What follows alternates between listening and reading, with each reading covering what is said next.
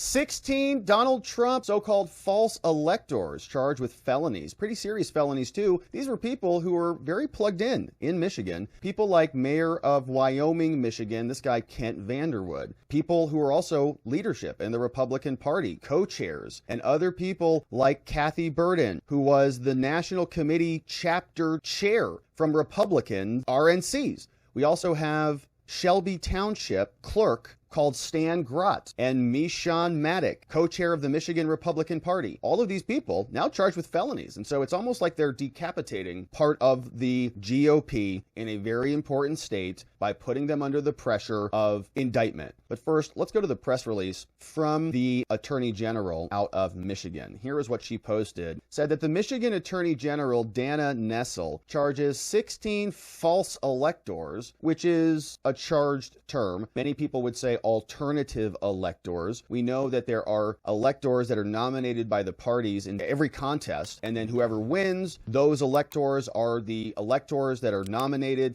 pursuant to the Electoral College. Those get submitted over. That's what Mike Pence was counting. But now we see that that alternative plan is now being charged as a crime. They're just saying you're not allowed to do that. This was published out of Lansing, Michigan. Look at these insurrectionists. Kathy Burden, age 70. William, 72. Amy, 55. Clifford, 75. Stanley, 71. Shelby Township. We've got John, 82 years old. Mary, 65. Timothy, 56. The list goes on, right? These are individuals who are participating in the election, and they are, my imagination is, volunteering their time, participating as good citizens. And they're all being charged with 8 felony counts. Conspiracy to commit forgery, 2 counts of forgery, 1 count conspiracy to commit uttering and publishing a 14-year felony. Look at these maximum penalties here. 14 years. 2 counts of election law forgery and other things. And they're all being charged very aggressively. And we have the Democrat Attorney General out of Michigan who sees a nice opportunity to just lop off the Republican leadership from the entire state. Going to be very important in this next election. Michigan's a very contested state. And so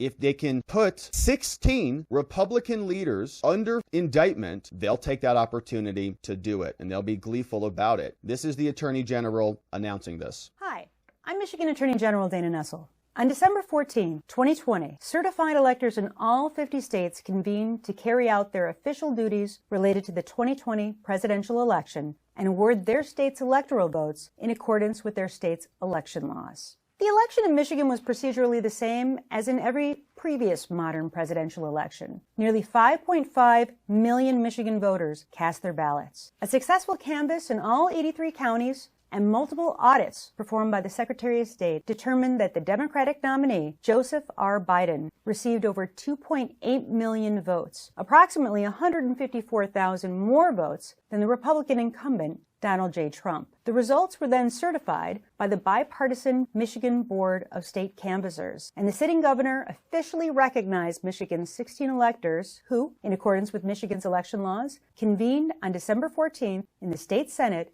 at 2:00 p.m. Despite this, the groundwork was laid for a plan to send alternative slates of Trump's electors to Congress in an attempt to outmaneuver and circumvent the long-standing Electoral College process. As part of the orchestrated plan, we allege that 16 Michigan residents met covertly in the basement of Michigan GOP headquarters and knowingly and of their own volition signed their names to multiple certificates stating that they were the duly elected and qualified electors for President and Vice President of the United States of America for the state of Michigan. Now, it's going to be interesting to see what the defense is to this, because she is talking about it as though it is in the present, saying that we are the electors, we are the ones that should be counted at this moment in time, that we're usurping the government's decided upon electors. But that's not what my defense would be, or what I think this defense will be. It will be that it was a proposal should that contingency be necessary and come into effect. For example, if Mike Pence had pulled out the different slates of electors from the various states and there were objections that were raised from the House and the Senate, then in theory, Mike Pence could have said, these Michigan electors are contested.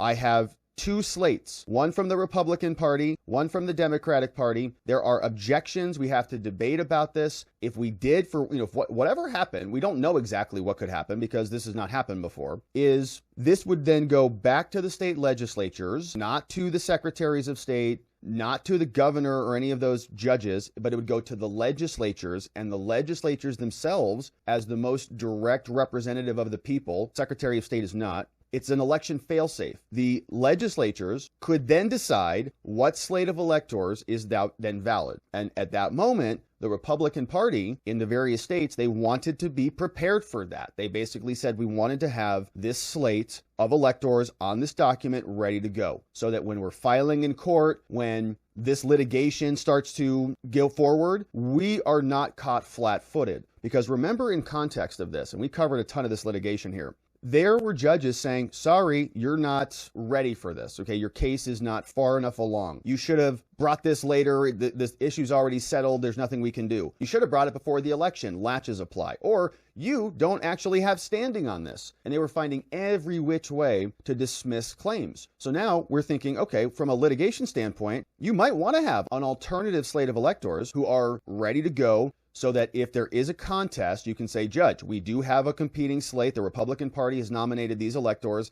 The state legislature actually thinks that they are legitimate and they are the true will of the people because the election had been corrupted by the courts, by the Secretary of State, and the other people who were involved in the bureaucracies. So it's about timing now. Now they're saying that at the act of that signing, that was a fraud, that was a forgery because it had already been settled within the state of Michigan. But their argument will be, but it hadn't been accepted yet. It hadn't actually gone through the process at the federal level. Mike Pence still could have turned around and just sent that back to the states, at which point their efforts would have been absolutely valid and would have been litigated in court. That was a lie. They weren't the duly elected and qualified electors, and each of the defendants knew it. They carried out these actions with the hope and belief that the electoral votes of Michigan's 2020 election would be awarded to the candidate of their choosing instead of the candidate that Michigan voters actually chose. After signing these fraudulent electoral documents, that presumes that the election is legitimate, and that's the question. We have issues with that presumption. That's why the alternative slate was theorized as a legal basis for challenging the outcome. some of the false electors attempted to enter the state capitol and deliver their fabricated electoral votes to the Senate floor, but were turned away. The false electoral documents were then conveyed to the United States Senate and the National Archives with the intent that Vice President Pence would overturn the results of the election using the false electoral slate. This plan, which there was debate about whether he could do that or not. He even is still talking about this. He says, I still believe I did what I needed to do that day. I thought I was within the law, and they have now tightened those rules a bit so that this doesn't happen again, because they recognize that there was a possibility that Mike Pence theoretically could have done this. And all the way up until that moment, what they were doing, arguably, was not illegal. It was contingency planning, all within the confines of the law. to reject the will of the voters and undermine democracy was fraudulent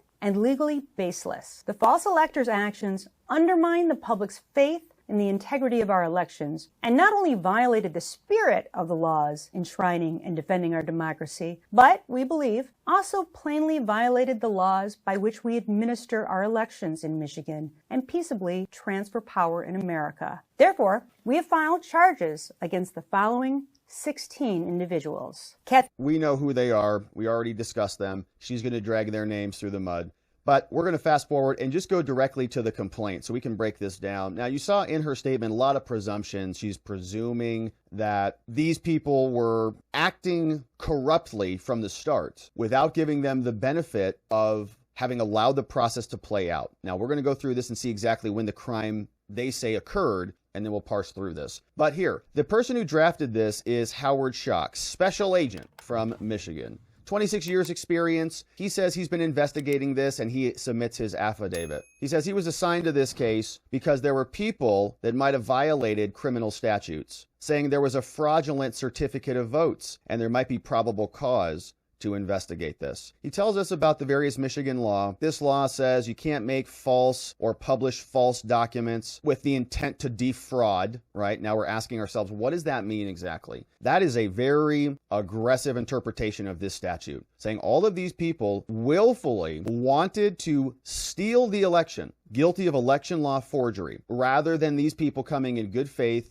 saying that we thought the election was stolen from us and we were being prepared with a contingency plan. So they're saying that there's actual malice. These people's mindset, their mental state, was to steal the country, steal the defraud Michigan. Any person who utters or publishes a false or counterfeit record can be charged not more than 14 years. If you conspire with more people to do this, another violation. They say the investigation disclosed that there were electors from Michigan who were lawfully selected. Constitution, Article 2, Section 1, gives us the procedures about how to go through elections. The procedure is also codified in Michigan law. There are two major parties that exist in Michigan, and in anticipation of the 2020 election, they met. As required by the law, each of those parties forwarded the names of the 16 candidates for elector of Michigan to the Secretary of State. So these people, sounds like portions of them, were actual legitimate electors who were being charged. The persons identified: Burden, Rodriguez, Michon, Haggard, Vanderwood, Sheldon, Terry Lynn, many of the same names that we've seen. They were the legitimate electors. They provided a copy of this document over to the Michigan Secretary of State. Republicans put their electors forward. Democrats put their electors forward. 16 each. The election was held November 3rd. They said Joe Biden won. Each of the Democratic electors was then duly elected now. They got a certificate under seal. Governor Whitmer signed it into law, says, yep, valid election, no problems here. The election law says this is the process we follow. But notwithstanding Michigan's certification of this, a group of persons identifying themselves as Republican Party electors appeared on the grounds of the Michigan Capitol, and they asserted their right to cast ballots as electors of the president and vice president. They were turned away by Michigan State Police. They were not admitted to the Capitol building in Michigan, not on January 6th. So they are actually Republican Party electors because they were selected to be the electors. Had Trump won officially, according to the canvass in Michigan, that would have been valid, but they still are in that category. And they said, hey, we are contesting the election. We're making ourselves available. They were turned away. On the 14th in December, 14 of the 16 candidates for elector, they met at the Republican Party headquarters. They executed a document. Okay, we're getting ready for January 6th now, when the counting of the votes is to take place. Among those signing the documents were 14 people. They had already been selected at the Republican Party convention. So just so we're clear, right, we're charging Republican leaders in Michigan. They're all being charged with felonies now to take them off the field. Candidates Terry Lynn, Gerald Wall did not attend the meeting, and they were replaced. Neither Land nor Wall signed the document. But they say that notwithstanding the certified vote, the 16 people who signed this document falsely asserted that they were duly elected and qualified electors for president and vice president of the state of Michigan, right? That's going to be the crime, really. Falsely asserted. They're going to say that they are qualified electors from the Republican Party. And at this moment in time, on December 14th, this is not a settled issue. Until, in my defense of this case, until January 6th, that is not even a settled issue. And so they can't possibly have broken the law from their perspective, because there is a possibility that Mike Pence rejects the so-called duly elected Michigan electors, sends this back to the state legislatures decide. They say, you know what? We do think that there were problems in this election. We do have the power of the electoral authority. And so we can decide on our own that it is, in fact, the Republican electors. So at this moment in time that they're putting in this complaint, in this affidavit, there is still argument that there is no crime. And in fact, after January 6th, once it had been decided, if there was continuing forgery or pressure or something to corrupt the process, then that would have been criminal. But this is all still pending at this moment. Also, on December 14th, Republican candidates, others were denied entries. An individual identified himself as a lawyer, Ian Northern. He presented a manila envelope and tried to deliver the envelope to the Michigan Senate. This was all captured on video, preserved on YouTube and elsewhere. Now, they also, look at this, they also mailed their forged documents, these criminals. They mailed their forged documents on January 5th. They know the votes are going to be counted on the 6th, so they send this over to the National Archives, just so they have a copy of their criminality. They mail a copy of the certificate of votes for the 2020 electors from Michigan. The document was received by the federal agency, and the group's representative, Ian Northern, had the return addressed back to Kathleen Burden, chair of the Republican Electoral College. Inside the envelope was a certificate of the votes of the 2020 electors. It said that it is regarding Michigan's electoral votes for president. It is signed by 16 Republicans, they say, who falsely claim that they were duly elected and qualified electors for president from the state of Michigan. At that moment, on January 5th, that was an open issue. Mike Pence had not officially accepted the votes. The signers also certify that we convened and they met at the state capitol, we performed our duties, and we've got 16 votes for Trump and Pence. And there was serious debate that Mike Pence could have accepted those. But now they're charging them with crimes. Now, of course, Mike Pence didn't, and if he did, there would be other consequences. Also inside the envelope were certificate of filing a vacancy for 2020 electors. The Attorney General also viewed a second document at the Senate archives. They sent it to the Senate too. And again, it's all happening before the 6th. Special Agent Eduardo Torres, in conjunction with the Postal Service, confirmed the envelopes were mailed December 15th, before January 6th. November 29th,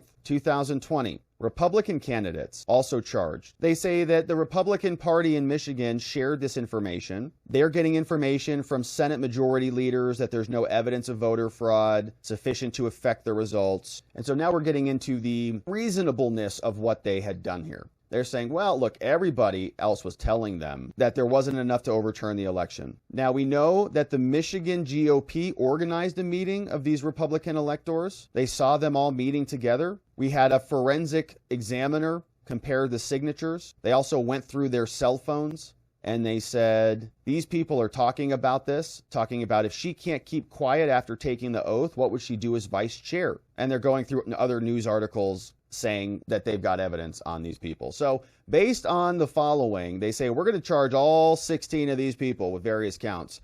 Conspiracy to commit forgery, that they intended to defraud Michigan in a conspiracy, that they committed forgery, made false documents by signing the certificate of votes. 14 years felony. Conspiracy to commit uttering and publishing, that they had intent to defraud, injure, and publish these false statements. Same thing on those. More forgery charges, election law forgery, 5-year felony, 5-year felony. All of these crimes committed on December 14th. This is important.